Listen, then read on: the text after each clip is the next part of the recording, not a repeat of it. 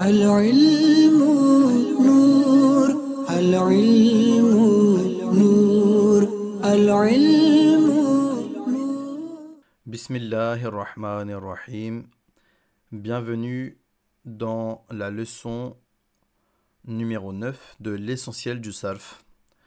Dans cette leçon, nous allons démarrer un nouveau chapitre dans lequel nous allons commencer à parler des fi'l, d'accord, donc des verbes, d'accord. Dans les quelques leçons précédentes, nous avions parlé des noms.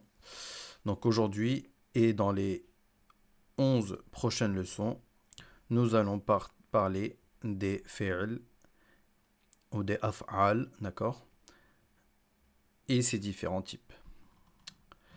Donc, dans la leçon d'aujourd'hui, nous allons parler du fi'l ma'rouf et du fi'l majhoul. Ma'rouf, majhoul, d'accord.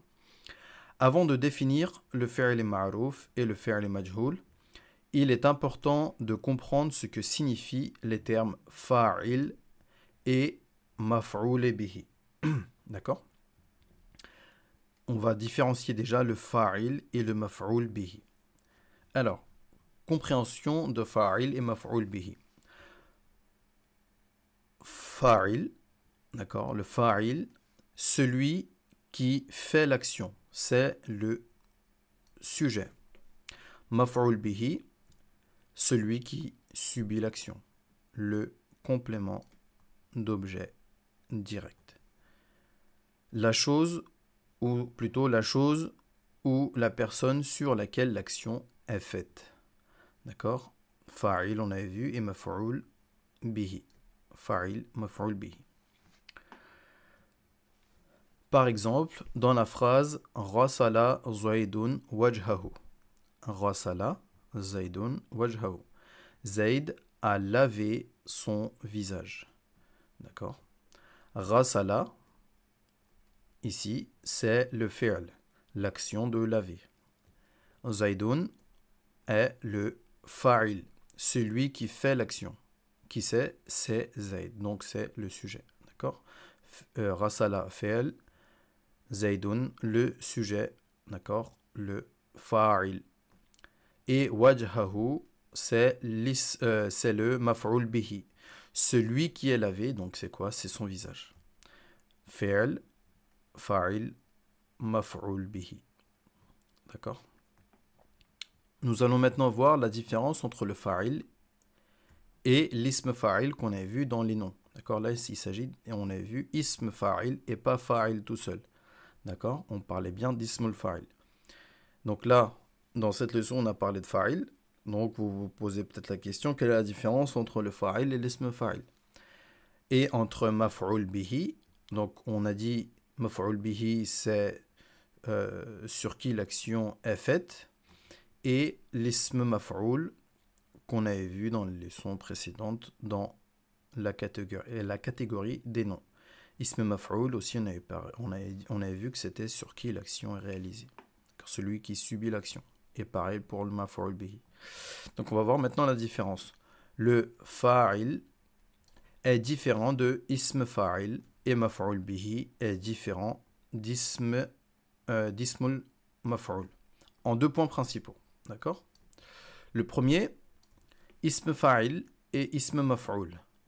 Ism fa'il, ism maf'oul. D'accord? Ça, c'est les catégories de noms qu'on a vues. Eux deux ont des modèles spécifiques. Lorsque fa'il et maf'oul bihi, alors que fa'il et maf'oul bihi n'en ont pas. D'accord? Ism fa'il, on a vu que le modèle c'est fa'ilun, d'accord? Et l'ism maf'oul, c'est maf'oulun. Ça, c'est les modèles spécifiques, d'accord? Alors que le fa'il, le sujet, et le complément d'objet direct, le maf'oul bihi, n'ont pas de modèle spécifique. Donc, n'importe quel mot peut devenir fa'il ou maf'oul bihi, d'accord? Par exemple, le mot Zayd. Zayd, c'est un nom propre. Dans l'exemple qu'on a vu au-dessus, était fa'il, mais pas ism fa'il. D'accord? Pas ism fa'il. Pourquoi pas ism fa'il? Parce que Zayd n'est pas sur le shem ou sur le modèle de fa'ilun. D'accord? Vous voyez bien la différence entre fa'ilun et Zayd. Ça n'a aucune ressemblance. Donc, Zayd ne sera pas ism fa'il, mais plutôt fa'il, sujet. Et donc là, on a vu le premier point de différence. Parlons du deuxième. Le fa'il et le maf'ul bihi. Le fa'il et le maf'ul bihi apparaîtront avec un verbe, avec un fi'l dans la même phrase. Mais cela n'est pas nécessaire pour l'ism fa'il et l'ism maf'ul. D'accord? L'ism fa'il, l'ism maf'ul peuvent apparaître sans verbe dans la phrase, mais le fa'il et le maf'ul bihi auront toujours un fi'l dans la phrase. Donc, on avait parlé dans le début de ce cours que nous allons parler de fi'l ma'ruf et fi'l majhul. D'accord? Donc, fi'l ma'ruf. Quand le fa'il, quand le sujet dans une phrase est mentionné, par exemple, nasara, le verbe, zaydun, le sujet, et zaydun bakran, bakran COD, d'accord. Zayd a aidé Bakr. Ici, on voit que c'est Zayd qui a fait l'action d'aider. Donc, c'est le sujet. Jusque-là, c'est simple. Remarque, chaque fi'l ma'ruf doit avoir un fa'il, car une action ne peut pas exister sans auteur ou sans celui qui fait l'action. D'accord? Donc là, forcément, nasara Zaydun, nasara Zaydun bakran. Zayd, le sujet, a aidé nasara, qui bakran. Complément d'objet direct. Donc, chaque fi'l ma'ruf, d'accord, c'est quand un fi'l ma'ruf, c'est lorsque le fa'il est mentionné. D'accord? Quand le sujet est mentionné.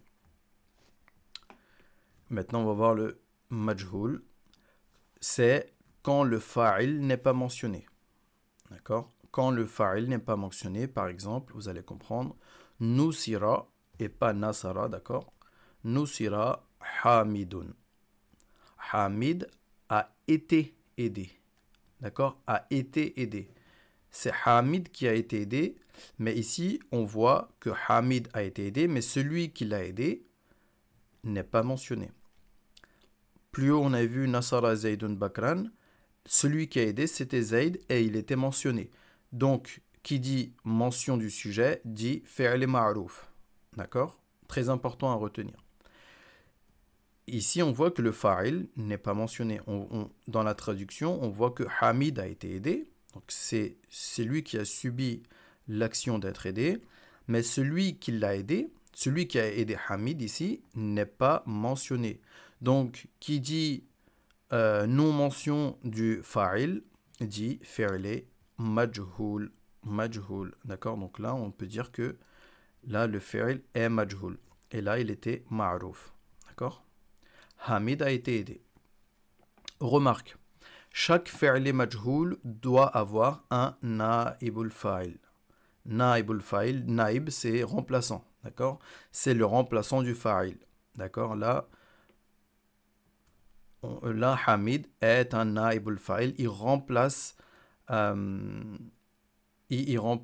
le sujet en termes d'emplacement, d'accord? Il vient tout de suite après le verbe, d'accord? Donc, on va dire que, alors malgré que ce n'est pas le sujet, d'accord? C'est pour ça d'ailleurs qu'on ne l'appelle pas le fa'il, mais le naibul fa'il, le remplacement du fa'il. C'est-à-dire le maf'ul bihi, qui prend la place du fa'il quand celui-ci est inconnu. Donc là, le sujet est inconnu. Donc, on voit Hamidun. Hamidun, on sait que dans la traduction, c'est celui qui a été aidé. Donc déjà, ça ne peut pas être le sujet. Et de deux, c'est qu'il prend la place, d'accord, en termes d'emplacement, il prend la place de fa'il. Parce que là, on voit que après Nasara, on avait Zaydun. Zaydun, c'était le sujet. Mais sauf que là, tout de suite après le verbe, c'est Hamidun. Et Hamid, ici, comme il est le remplaçant du fa'il, on va dire que c'est un naibul fa'il. D'accord? Remplaçant du fa'il, c'est-à-dire maf'ul bihi. Naibul fa'il, c'est maf'ul bihi, d'accord? C'est pareil. Qui prend la place du fa'il quand celui-ci est inconnu. Voilà la différence entre un fi'l ma'rouf et un fi'l majhoul. Ma'rouf lorsque le fa'il est connu et majhoul lorsque le fa'il n'est pas connu. Astuce. Comment reconnaître rapidement et facilement si un fi'l est ma'rouf ou majhoul? Si tu peux répondre à la question qui a fait l'action en utilisant les mots présents dans la phrase, alors le fi'l est ma'rouf. D'accord? Dans la phrase, si vous arrivez à répondre qui a fait l'action, et si vous avez la réponse du coup, eh ben le fi'l sera ma'rouf. Mais si en répondant à la question qui a fait l'action, tu dis ce n'est pas mentionné, alors le fi'l est majhoul. Voilà pour la petite astuce. Donc voilà aussi pour le cours d'aujourd'hui. Donc on a parlé du fi'l majhoul et fi'l ma'rouf. Donc on a abordé la première leçon parmi les 11 leçons que nous allons voir au sujet du verbe. Donc je vous laisse réviser et je vous dis à bientôt pour la prochaine vidéo. أقول قولي هذا واستغفر الله لي ولكم ولسائر المسلمين.